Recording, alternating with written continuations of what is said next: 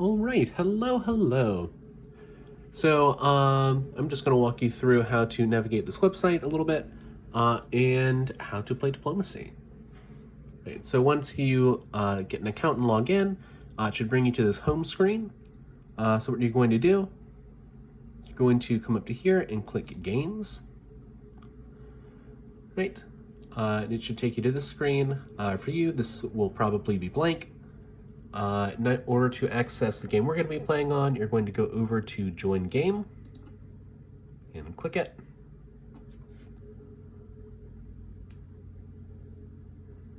And there we go. All right. Next thing you're going to do, you're going to come here and you're going to type in House Party Diplomacy. Right, that's the name of our game. So you're going to type that in, then press search game. And here we are. Right. So you're going to type in the password, which can be found in the Discord, and you're going to be entering in what country you're going to be. Right, so make sure you're selecting the country that you're given in the Discord. Right, for me, I am going to be playing as Austria. So I would select Austria, type in the password, and then I'd hit join game. Right. Another cool feature of this website is you can go to Order Solver. Right, this looks a little unwieldy. Yeah, there's a game number that goes with our game. If you type that in, then it should, and then hit populate unit list, then it should pop up.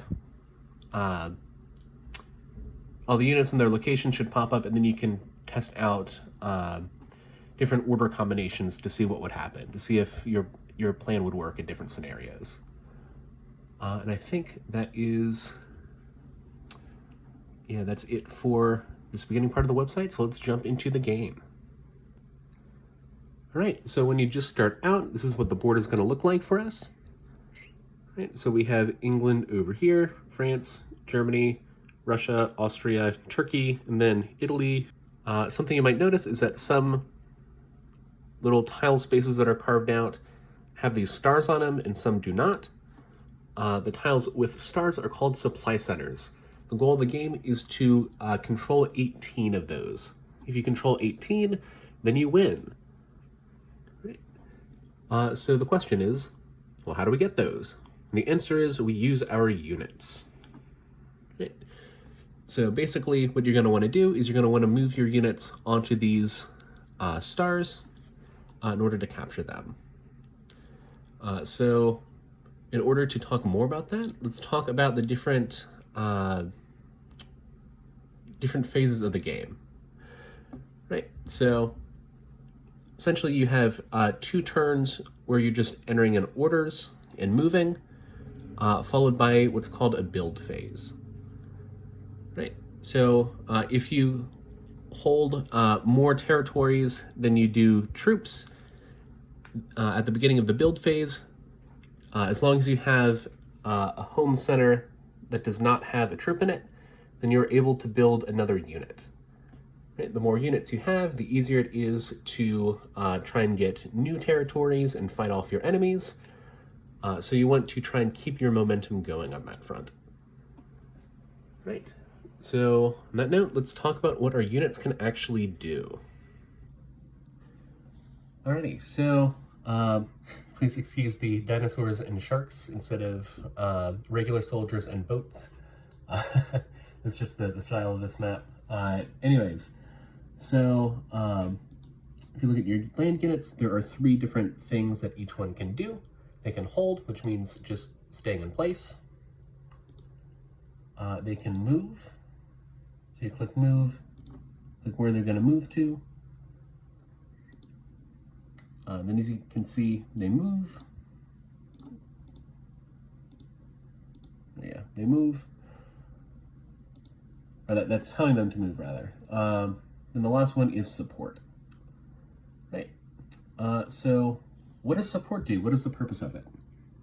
Well, if you just want to move this unit to Bulgaria, that's fine. Nobody else is going to move in there. You're going to get it. You're going to get that tile. However, if you want to move into a tile that's contested, let's say your unit in Serbia wants to go to Budapest. Well, if Austria doesn't move out of Budapest, that's a problem because it already has a unit in there. Right, so what you're going to need to do is you're going to need to use a unit that is also next to Budapest to support it in. Right? So you can take this unit in Romania right here, tell it to support. Then what you need to do, you can look down here, and it tells you to click the supported unit. Right? Well, I want it to support Serbia. So I click on Serbia. Next, it asks you to click on the supported destination zone. So where do you want to support it to? Right? Well, I want to support Serbia into Budapest. So I'm going to click on Budapest. Right? So now the unit in Romania is going to support Serbia into Budapest. Right? Then, yeah. Then if Austria wanted to, Austria could tell its unit here in Trieste to support Budapest just to stay in place.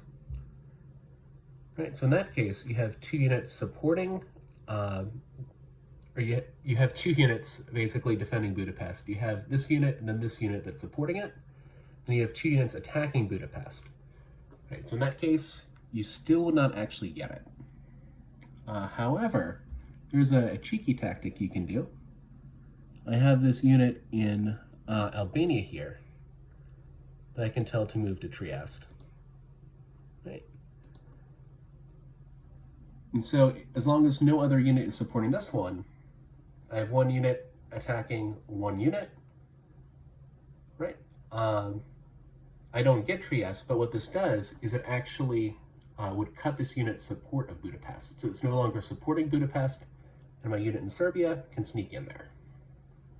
So it's a cheeky little thing you can do. Right, so those are the three types of moves that you can do for land units.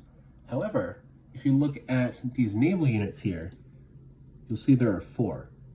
There's a new option called Convoy. Right, and what convoying does is it basically, this ship basically acts as a bridge for a land unit. So let's say I wanted this unit in Romania, instead of supporting the Serbian unit, let's say I just wanted it to retreat back to Ankara for whatever reason. Right. I would order it from Romania to Ankara, and then what I would have to do, I'd have to click on this unit and say, all right, this naval unit is convoying Romania to Ankara. Right. So down here, it tells you to click on the unit you want to convoy. I want to convoy the Romanian unit. Where do you want to convoy it to? Ankara. And boom. Right. There is a quirky feature with boats that are convoying. If they are attacked, then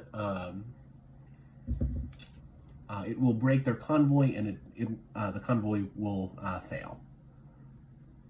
So let's say Russia actually had a unit here, and it attacked my fleet in Black Sea. That would cancel the convoy here.